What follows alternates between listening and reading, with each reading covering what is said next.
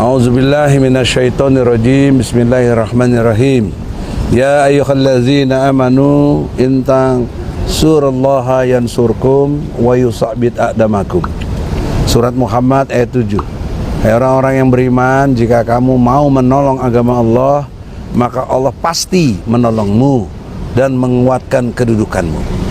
Ayat ini sudah 1447 tahun lalu, tapi hari ini saya mengalaminya, bahwa saya niat dasarnya selalu membela agama Allah. Bukan berarti Allah perlu dibela, bukan berarti Allah perlu ditolong, tapi saya hanya berusaha taat, tunduk, patuh, takwa kepada Allah sebisa mungkin saya, sekekurangan-kekurangan saya, sebisa mungkin. Nah, dengan saya takwa kepada Allah, itu sama dengan saya telah membela agama Allah. Misalnya konsisten dengan segala kondisi apapun, tetap konsisten. Bahasa Islamnya istiqomah. Istiqomah itu harus optimis, berani, dan mutmainah, jiwanya tenang. Nah, dalam pemeriksaan ini hasilnya tadi, yang lain belum keluar. Kenapa saya keluar duluan? Jangan lagi ada fitnah macam-macam, karena saya mampu menjawab secara cermat. Saya advokat, yang lain itu kan bukan advokat. Dan saya didampingi oleh Al-Katiri dan Ibu Eli Daneti. Poin pentingnya ada satu saja, satu kapitra, tapi dia ada halangan pulang duluan. Dalam pengertian hukum, saya tidak mau diperiksa karena dikaitkan dengan yang bukan ada hubungan hukumnya, dan tuduhan tindak pidananya kepada saya pasal 160. Saya tidak melakukan itu. Saya tidak melakukan transmisi dan lain sebagainya, nggak ada itu. Jadi dalam perspektif hukum clear bahwa saya tidak ada hubungan hukum, tidak ada tindak pidana yang saya lakukan. Nah, itulah makanya saya sempat keluar, karena nggak ada hubungannya dengan yang mereka persoalkan, mungkin ke Rosyuryo, ke Rismon, itu pasal-pasalnya mungkin sama, tapi kondisi objektif di lapangannya berbeda. Karena Anda bisa lihat fakta, 2 bulan terakhir ini saya tidak pernah bicara. Saya baru bicara lagi tadi, kurang lebih jam 11-an itu. Sebelum itu saya tidak pernah bicara. Saya bicara juga karena untuk memenuhi undangan. Kalau saya tidak bicara seperti itu, berarti saya tidak istiqomah, tidak teguh pendirian dalam membela agama Allah ini. Yang saya bela adalah 3 hal penting. 1, kejujuran. 2, kebenaran. Dan 3, keadilan.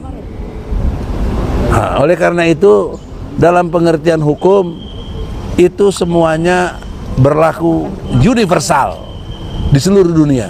Orang butuh kejujuran, orang butuh kebenaran, orang butuh keadilan. Nah, dikaitkan dengan ijazah palsu Jokowi, problem awalnya Jokowi tidak jujur, itu saja.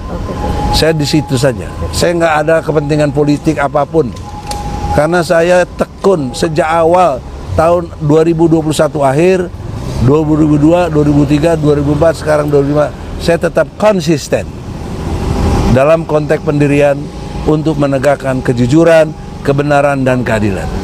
Jadi, saya tidak ingin digabungkan dengan teman-teman lain yang tindak pidananya secara substansinya berbeda, lalu disamakan.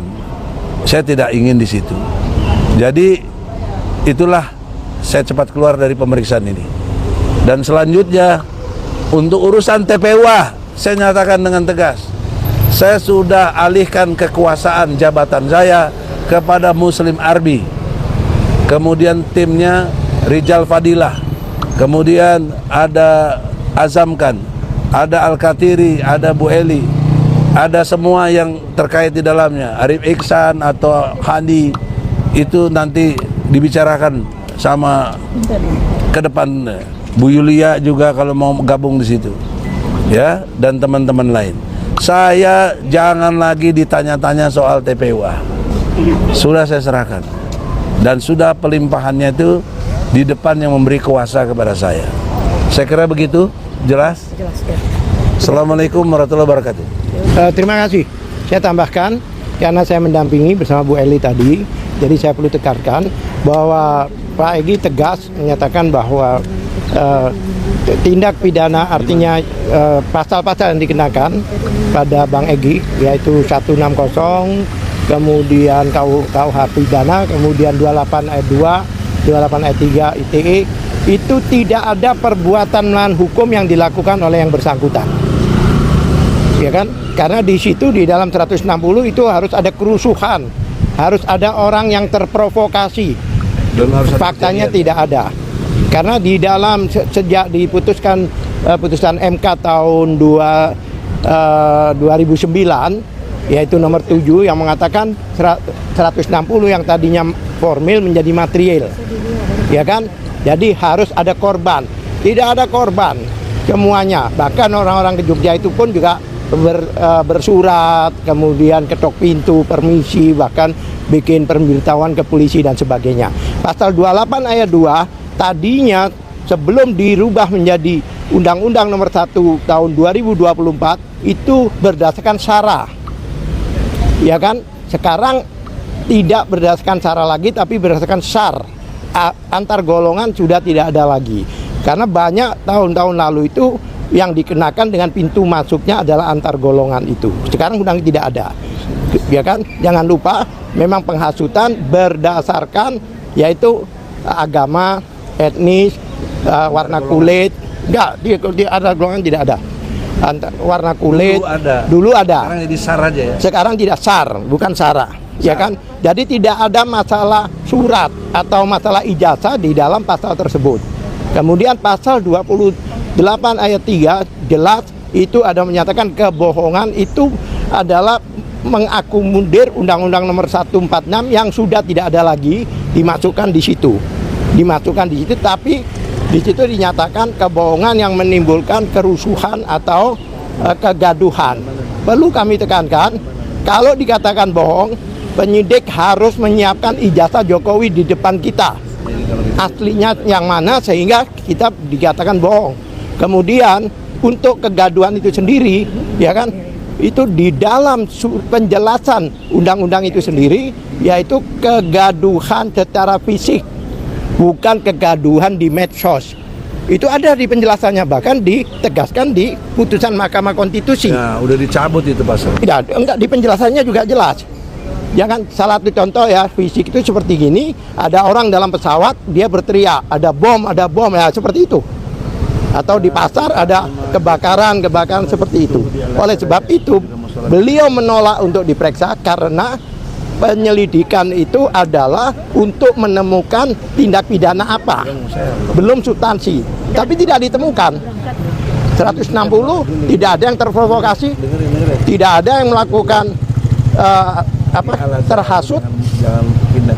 28 itu tidak ada antar golongan lagi dan tidak ada masalah ijazah. 28 ayat 2 itu, 28 ayat 3 jelas, ya kan?